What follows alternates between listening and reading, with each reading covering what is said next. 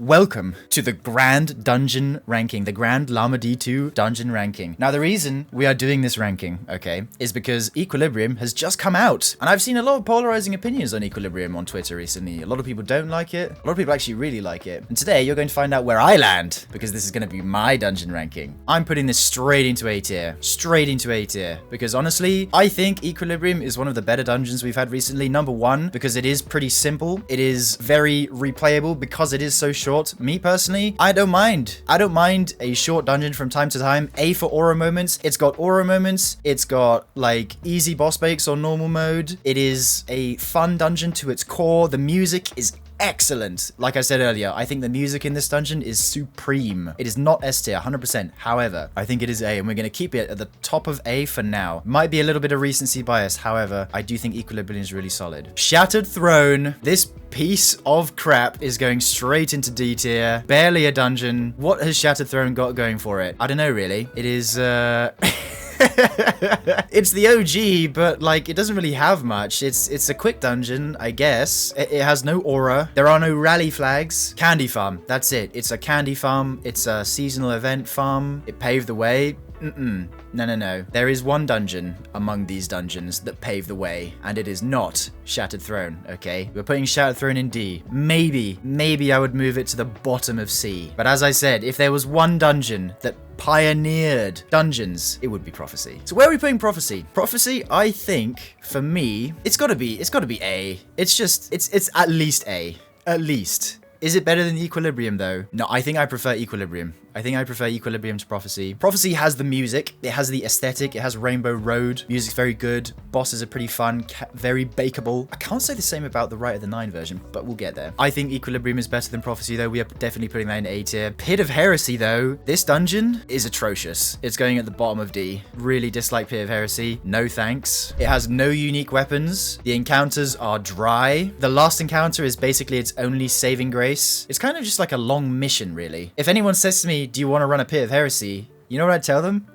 No, I'm not running a Pit of Heresy right now. Grasp of Avarice. Okay, now I need to be really careful with my ranking of Grasp of Avarice because I have several friends who are really big into the Grasp of Avarice speedrun, and to them, this is a holy sight. Now, Grasp of Avarice, as you may know, guys, has been part of the channel for a while. We've done a lot of damage testing in here. It's home to Greg. It's got Greg. It's got a Sparrow section, which is pretty cool. I think we're putting Grasp in B. I felt the gravitational pull of the B tier for Grasp of Avarice right now. So the loot from Grasp, it does have Galahorn. We do have Galahorn, remember? Maybe I could move it to the bottom of A, but again, if somebody asked me to run a Grasp, I'd probably just be like, you know, I'll mail you my response. Like, I'd have to think about it. It's kind of neither here nor there. Yeah, it does have Fallen Shield. Fallen Shield is quite possibly one of the worst encounters in raid and dungeon history. So it definitely loses a point for Fallen Shield, which is really bad. It is a cool area, Fallen Shield, but it is just a bad encounter. So I think we're gonna leave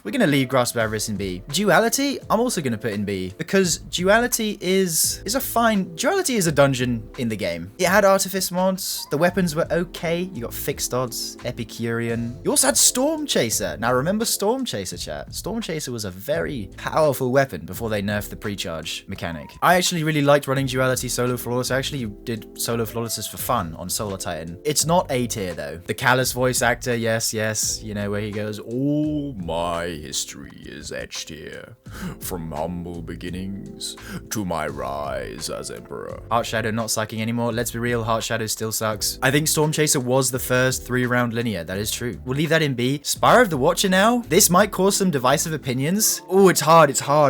Oh. It's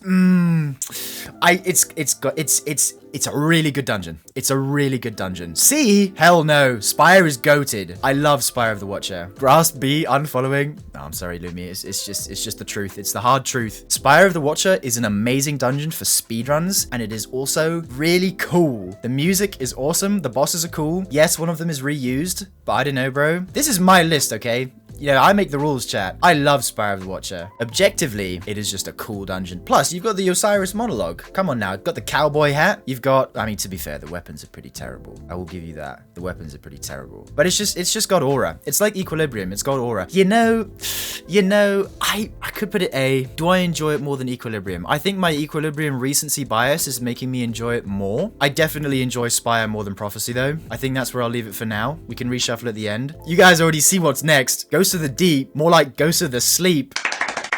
C tier. This is the non-Right of the Nine version, by the way. And the reason it's in C tier and not in D tier is because on your first run of Ghosts, it is actually pretty hype. You've got the visuals, the weapons are actually really good. You've got Cold Comfort, or they were very good back in the day. You got Cold Comfort, you got No Survivors, which is a decent little SMG. I think that's basically it. Or New Pacific Epitaph was the first kinetic slot waveframe. Ghost of C as Navigator as well. Navigator, very important. Very important weapon for grappling. But I think base Ghost of the Deep is C. We will revisit this when we touch on the Right of the Nine version. However, I think base Ghost of the Deep is just C tier. It only wins in the visuals department. Warlord's Ruin, straight into the S tier. Can we all agree? This dungeon is awesome. 3 bosses, all of them have like cool mechanics. Indebted Kindness, first rocket sidearm, absolute gas. It's got the DSM tech. Wait, did they actually remove it? They removed the DSM tech. Both got patched. Unfortunate, no more DSM.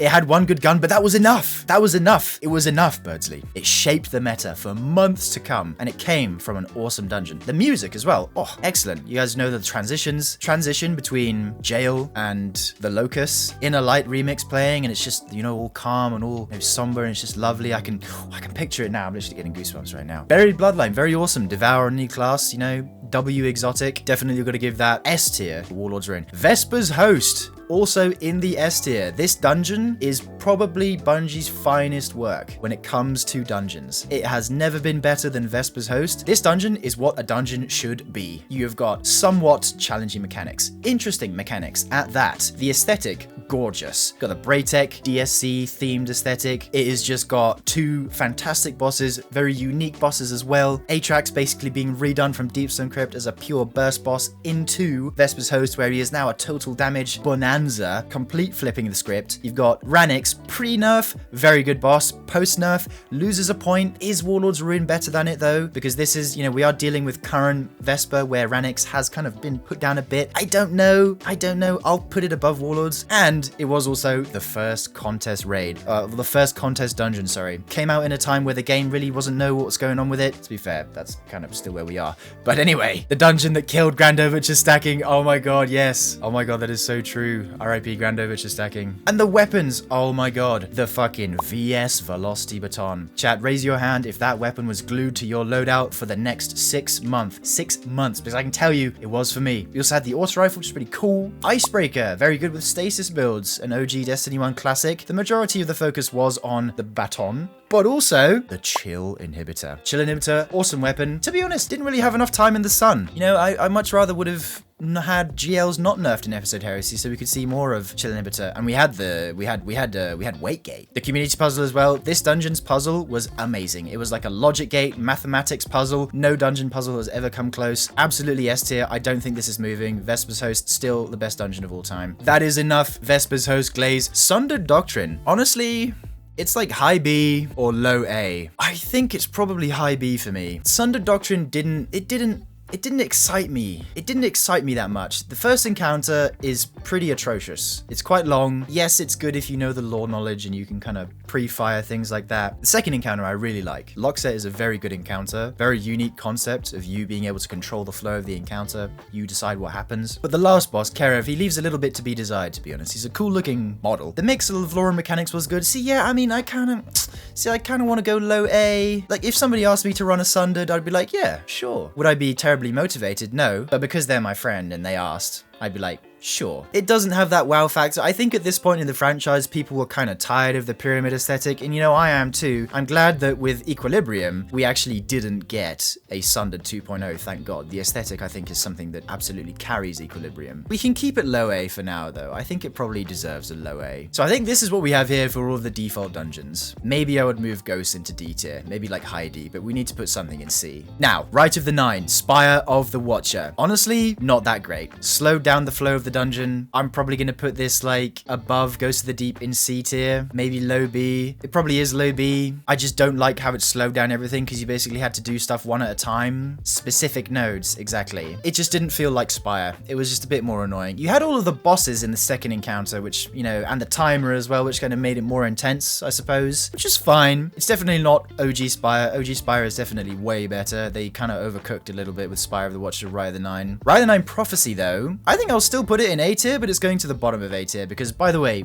if you didn't know, what Rite of the Nine Prophecy did is it actually made it so the cube encounter didn't have any, like, you basically always got a Toland in the cube, which was nice. So it always took 6 rotations, whereas normal Prophecy can take more than 6. With this, it was good. You could extend DPS with Rite of the Nine Prophecy, which is, you know, it was pretty cool. The first encounter, I didn't like the changes because you had to do the dunks one at a time. Didn't like that. Would I put it above Sundered? What do we think, guys? Rite of the Nine Prophecy over Sundered? Yeah, we'll go with no. I want you guys to predict where I'm putting this last one. I need a prediction. Where do you guys think it's going? The Rite of the Nine Ghosts of the Deep. It's going like middle of A, I think. Middle of A. Rite of the Nine Ghosts of the Deep is a very good dungeon. Let's be real, it deserves A tier. First encounter, 3 rounds rather than 4. Excellent change. The water sections still can't skip, unfortunately, but the shields weren't an issue on Ekthar anymore. They didn't add any extra mechanics. And then for Samuma, the shields weren't an issue either. So it got rid of everything that was annoying about normal Ghosts of the Deep and actually made it into a good dungeon. I think Rite of the Nine Ghosts of the Deep is better than Sundered Doctrine. It is better than Rite of the Nine Prophecy. It is by far the best Rite of the Nine dungeon. Hands down. Is Regular Prophecy better than it? Yes.